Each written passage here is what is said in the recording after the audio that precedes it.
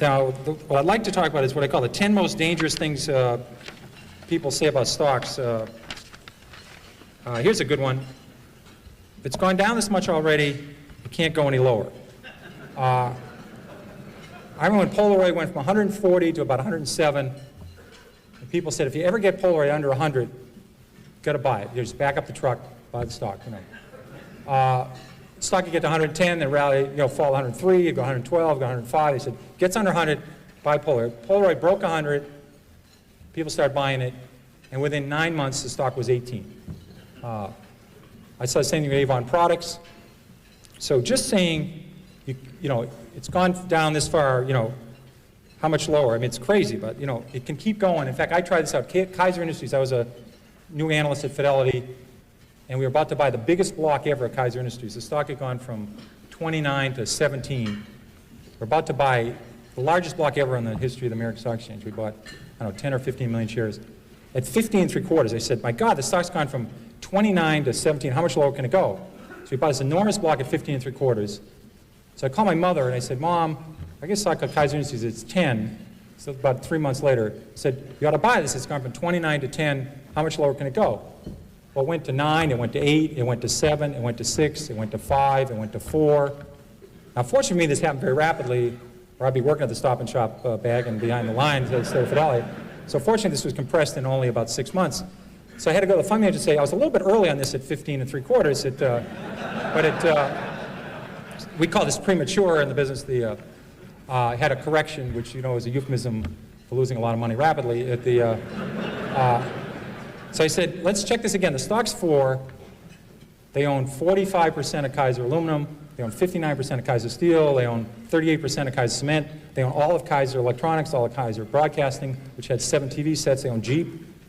They had Kaiser Fiberglass. I said about Kaiser Sand and Gravel. They had a bunch of other Kaisers. And they had no debt.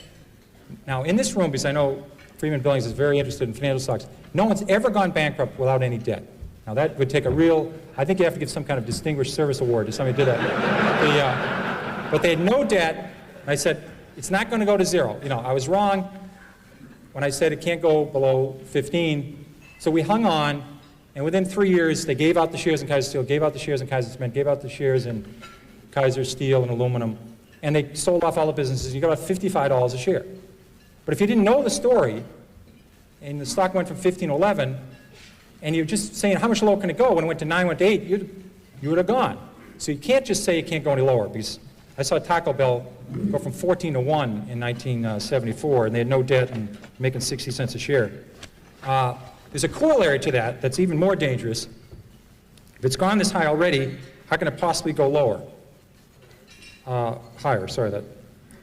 Philip Morris, adjusted for splits, sold for 12 cents in 1951. And then it goes to 60 cents in 1961. So it goes up 5-fold, and you say to yourself, how much, it never sold for that, but just for splits, you say, how much higher can this go? It's gone up 5-fold. They missed the power of Marlboro. They missed there's 220 countries in the world. They missed the cash flow of the company. They missed everything.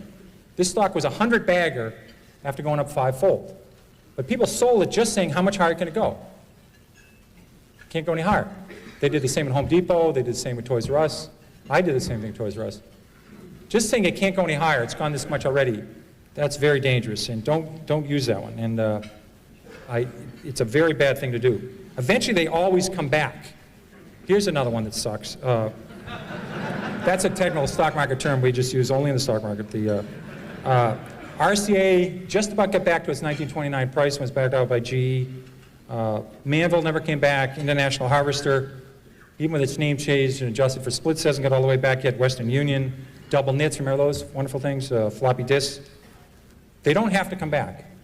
But they say eventually they always come back. Not true. Here's a great one. It's $3. How much can I lose? This is a great one. Because get out. I don't have a computer and I can't do high-level math, but just do this one. So let's say your neighbor buys $10,000 of a stock at 50, and the stock's now 3, and you put $25,000 in at 3. If it goes to 0, who loses the most? A lot of people cannot answer this question. I mean, if you put $1 billion in at 3, you can lose $1 billion. I mean, they blow taps on lots of companies every year. You know, you just have, they can go to zero. Here's a good one that helped me a lot. It's always darkest before the dawn. This business is terrible. It's awful. You ought to buy the group. This is not a good way of making money. Here's one you're probably talking about before lunch, freight car deliveries. In 1979, there was 96,000 freight cars delivered in the United States. 2 years later, it fell to 45,000, the lowest in 23 years. So it goes from 96,000 to 45,000. People say business is awful, it's horrible, pathetic. Then it falls to 25,000. They say, just load up. There's about 15 opportunities to lose money here. There's about 15 suppliers of freight cars, 15 manufacturers. Business was awful. Well, last year we shipped 7,000 freight cars in the United States. The business just continued to be miserable. And I'll give you one there's even greater opportunity to lose money on. The energy services industry. This, we all had a great opportunity to get our heads handed to us. In 1982, there was 11,000 of those oil rigs drilling those holes all over Oklahoma and Texas and Colorado. We used to have the rig count every week. And the rig count fell from 11,000 in 82 to 6,000 in 83. Then it fell a little bit lower in 84. And there's hundreds and hundreds of companies here.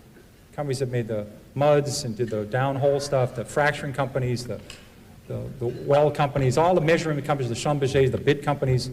Lots of opportunities to lose money here. There's an equal opportunity here for serious losses. And the people said, listen, the business is terrible, let's buy these groups. Well, the rig count was only 1,000 3 years ago. So it went from 11,000 to 6,000 to 5,000, then 8 years later it was under 1,000. The industry really started to turn about 2 years ago. So just saying the business can't get worse. I was lucky enough, in addition to having the metals industry when I started Fidelity, I had the textile industry, which is a great group to follow. Because you follow companies like J.P. Stevens, was founded in the 18th century, and West Point Pepperell was founded in the 18th century. Burlington Industries was one of the new companies that was founded in 1904. These people have been through recessions, depressions, world wars. They've seen it all. There's a great expression in the textile industry. It's always darkest before pitch black. Now that's a good one to remember, because when business is terrible, it can get considerably terrible. It can get terrible to the power of 6. And I love those numbers on freight car deliveries. You ever watch, I love the show Jeopardy. You ever watch Jeopardy and people come out, they will know those numbers. Remember, they'll know the numbers. And they'll know, you know, what country Box took his first vacation in, and they'll know Phil Rizzuto's batting average and what his wife's first name was, and they'll know the stock symbols of Xerox before it was Haloid, or, you know, they know everything.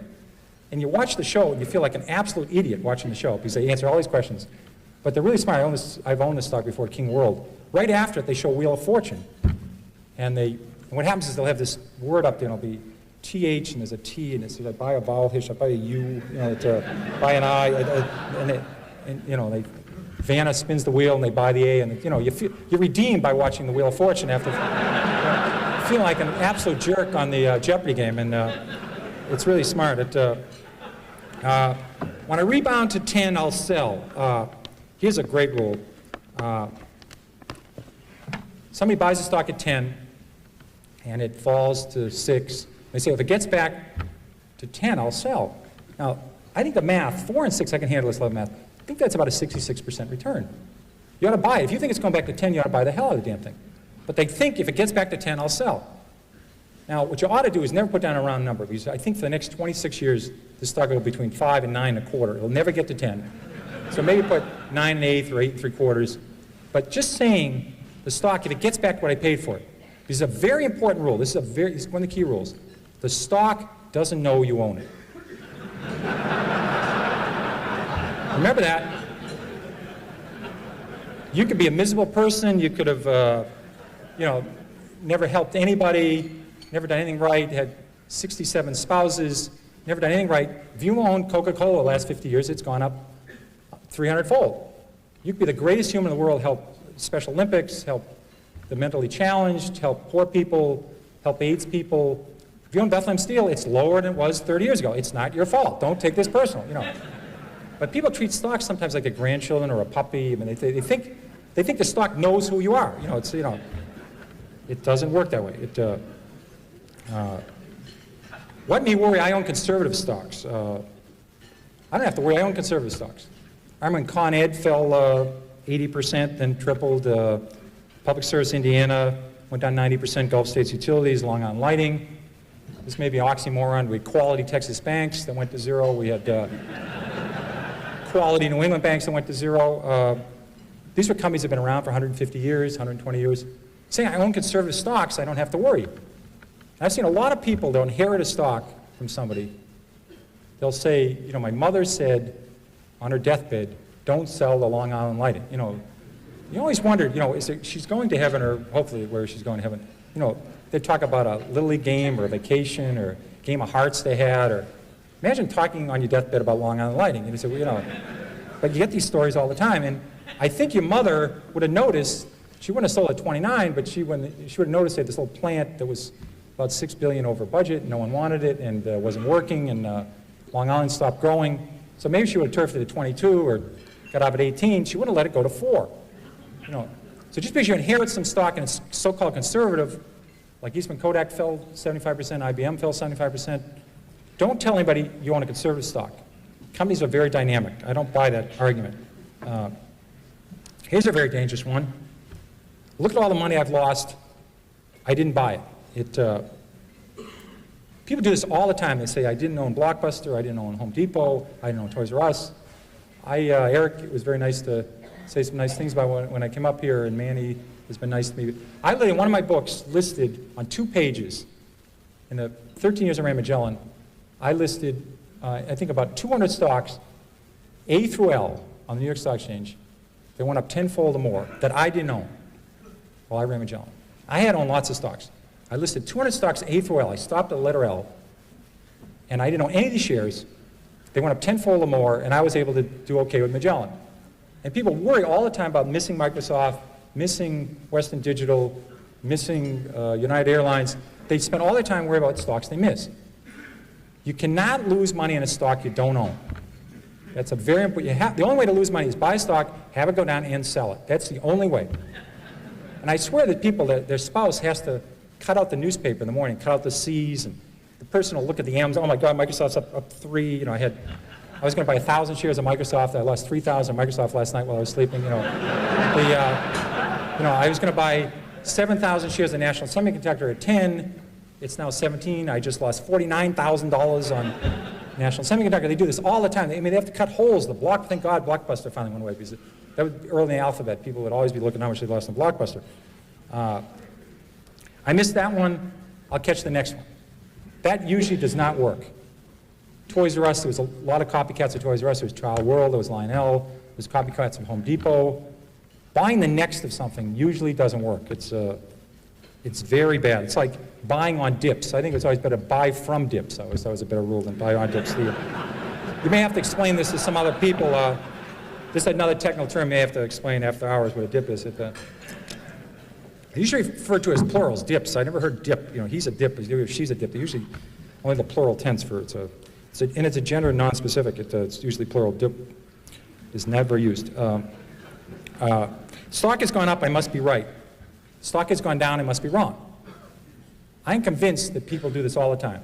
They buy stock at 10, they buy a little bit of it, it goes to 13. They now say they don't know anything more about it than they knew when they bought at 10. They have no idea what this company does, but it's gone to 13. Now they take a second mortgage in their house and buy it at 13. The best thing that can happen for us is the stock go directly from 10 to 4 for these folks. You know.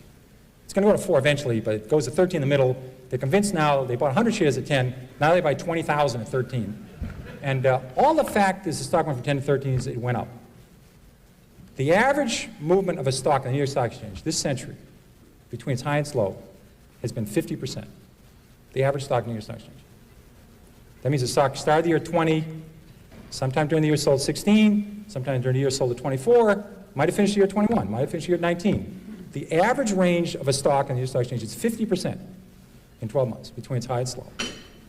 So stocks go up and down a lot within a year. And say this stock is going up means you're right, doesn't mean a damn thing. So don't buy often on that one. That is not a good one. Avoid long shots. These are the companies that, we have this very technical term for this called whisper stocks. Everybody familiar with whisper stocks? They're great. Somebody call you up and they'll say, hi Pierre, how's Carolyn's, how's Beth doing, how's Annie, how's Mary, have you played any golf? And then they'll say, I want to talk to you about international blivet.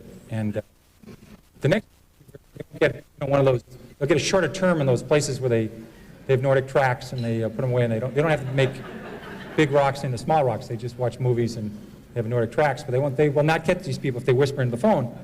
And these are always these long shots. These are the stocks that are going to grow hair and make your kid have better spelling and your breath's going to improve and you won't have to iron your pants. It's one of those stocks and they always do everything for you. But they're missing, they don't have any sales yet. That's the missing element to the story. The story is sensational. There's no profits here, no sales yet, but my God, if this works, it's going to be the next Xerox, and it's going to help Murr in space and everything. It's a very, very good deal. Now, this is not a long shot. This is a no shot. You have to separate these out. I've tried 30 of these. I have never broken even on a long shot. Never. I've made 25, 30 times my money on some stocks. I never thought about Sallie Mae or MBIA or Fannie Mae or some of the banks or Stop and Shop. I'd make 20 times the money, 30 times the money. I had no idea. I thought the stocks were going north. I had no idea. You look back 10 years later, you say, my God, I made a lot of money in this thing. The ones I went into thinking I could make 4 times my money, I've never broken even. So don't do the long shot, guys. They don't work. They simply don't work. And again, if a stock's 3 and it has huge potential, write down the story, take the stock symbol. If it's going to 300, it's okay to buy it at 15. Check in later. Check a year later. See if it's still listed. See if it still get a quote on it. See if they still have any earnings yet. But if it's going, write the story down. Some of these work. I haven't heard yet, but maybe they will work. But it's worth tuning in 6 months later.